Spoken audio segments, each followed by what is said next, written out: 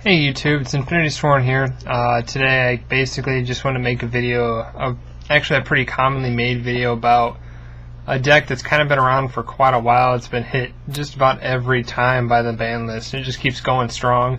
It's a pretty famous one called Blackwings. Basically what I want to do for you guys today is show you how to make like a more budget Blackwing that's still competitive. And I'm just going to give you guys a quick deck list here and explain why afterwards.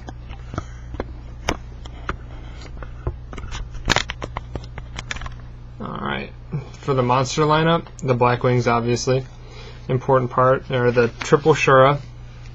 You all know what he does, I don't need to explain it. 1800 beater, special summons, good stuff. Triple Bora is basically your special summoning power that you still have left. Great piercer, does a lot of damage when you stack it with Sirocco. Speaking of which, for my build, I run 2 Siroccos. Basically, for the budget, it's better to have 2 Siroccos than 3, mainly because I only run 1 Vayu, and I'll explain why later. 2 Blizzard. Most people are debating whether or not to run 2 or 3 of this guy.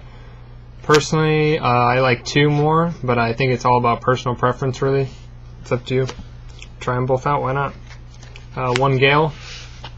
Hit by the ban list quite a while ago. You're only allowed 1. It's a necessity, amazing card. Recently hit 1 Kalute. Hurts the deck, slows it down quite a bit, but you still gotta run it because it's amazing with black. Whirlwind, amazing to search out with Shura and attack for an extra 14. Just still a good card. And 1 Vayu. Basically, it's a special summon from the graveyard. It's a really good card. So I run 1. For Darks, because Darks have great synergy with the deck, you can run other Darks with it. For my build, since it's kind of a budget build, I have a Breaker. Breaker is basically just a good anti-meta 19 pop the token, destroy a spell trap. It's a good beat stick to get around, hard to get over stuff. Basically, it's going to make them waste a Solemn Warning if they want to keep one of their cards. Breaker is an amazing card. This format is definitely good in anti-meta / budget decks. Gores. Basically, Dark Hole is running around everywhere and it's crazy good. It's dumb, so gotta have that Gores to kind of like a backup. Have it there as like a safekeeping type of thing. Dark deck, obviously, Blackwings have always run Dark Arm. They're going to keep doing it. It's amazing.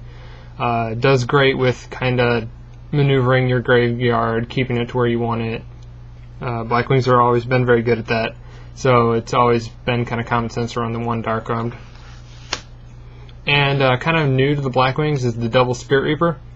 Honestly, I love this card, and I'm glad it's at 2. It's the best offensive and defensive card basically ever. It's great for making them ditch the cards in their hand by attacking, and it's just a wall.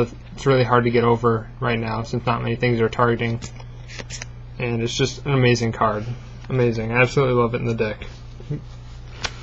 For spells, we don't really run too many, actually. You got your double MST, kind of a staple.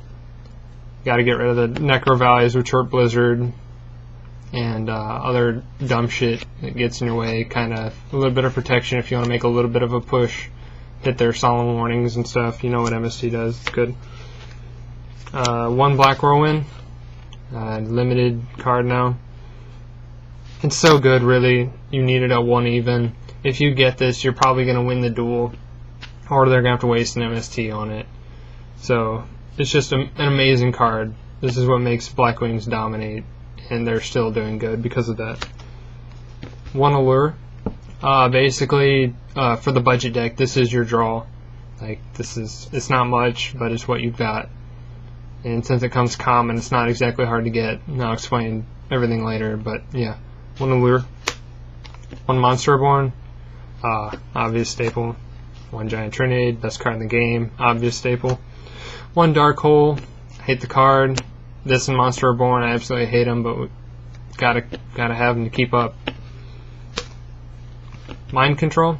I kind of colored on mine so it's a stick figure, but anyhow. Basically, you run a lot of tuners, so it's easy to mind control and synchro, or mind control like their Bionic or Scrap Dragon and bounce it back or destroy it by its own effect. So it's just a good card for getting around stuff or synchroning with your opponent's monsters. And one Dark Eruption. You have a bunch of targets: Blizzard, double Spirit Reaper. You got Gale. There's just a lot of targets. Dark Eruption seems like a good choice. I really like it as a tech. It's helped me out quite a bit, actually. For traps, you got your double Icarus, which is semi-limited. Basically, I think people ran it only at 2 before that anyway. But still, it's an amazing card. Absolutely amazing. This card can save you. It's the best defensive, offensive. It's amazing. Amazing card. Double Bottomless. Since it's a budget deck, you run Bottomless instead of Warnings.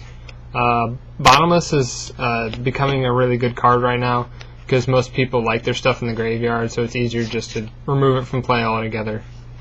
Stop them from recycling it, Pot of Avarice and shit like that. Double D Prison. Defensive card, same thing with Bottomless. It's better to remove it than to destroy, so just best to get it out of the game, period. Mirror Force. Just kind of like a staple, really. Mirror Force has always been a really good card. I think it still is. I like it a lot still, in my opinion. One Torrential. Still a staple. Good card for just blowing up shit when when your opponent tries to make a good play. Great disruptive. Judgment. Probably one of the best cards in the game. That's why it's limited. It's a great card to have. Stops just about anything. Oppression. Since Blackwings have always been so control-based, Oppression has always been a good card because you don't really need to special summon. You can just normal summon a big, 18, 17, or even 2000 beat stick or synchro on the first turn and have this set on their turn, just Oppression, and you just dominate from there. Oppression wins so many games. This card's ridiculous, this format. Absolutely ridiculous. 7 Tools.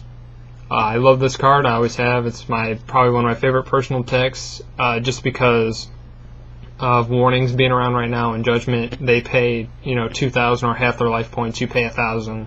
It's an amazing card. I absolutely love. Trap Stun.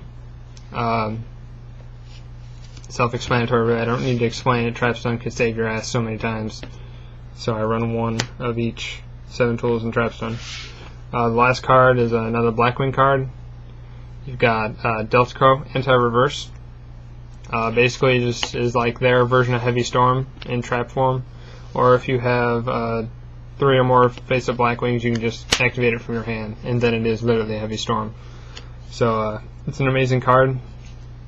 It helps them kind of still have a little bit of something over other decks right now. And basically what I want to do is just explain to you guys real quick why this is still a budget deck. I don't have Warnings or Dualities or even cards for Black Feathers.